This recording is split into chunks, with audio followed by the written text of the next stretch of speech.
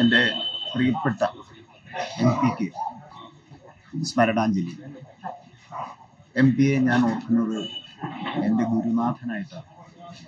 രാഷ്ട്രീയ ഗുരുനാഥനാണ് MP. ശാസ്ത്ര സാഹിത്യ പരിഷത്തിലൂടെയാണ് ഞാൻ പൊതുരംഗത്ത് വന്നത്, പ്രത്യേകിച്ച് സാക്ഷരതാ പ്രസ്ഥാനം. അതിന് നെടുന്തൂണായിരുന്നു MP പ്രൊഫസർ. മാർസിയൻ ദർശനങ്ങളുടെ ഉപാസകനാണ് MP എന്ന് ഞാൻ ഇന്നും വിശ്വസിച്ചു. ജനകീയതയിൽ വിശ്വസിക്കുന്ന ഏറ്റവും വലിയ മനുഷ്യനാണ് ശ്രീ MP പ്രൊഫസർ.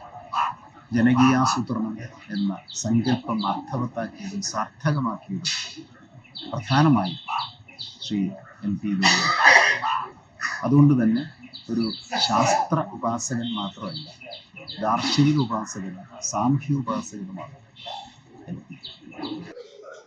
ഈ സാക്ഷരതാ പ്രസ്ഥാനത്തിൻ്റെയൊക്കെ വളർച്ചയിൽ നമുക്കിതാ വേണമെങ്കിൽ 1 വർഷം കൊണ്ട് എല്ലാവരെയും സാക്ഷരരാക്കാം എന്നൊക്കെ MP പറഞ്ഞതായിട്ട് വായിച്ചിട്ടുണ്ട്.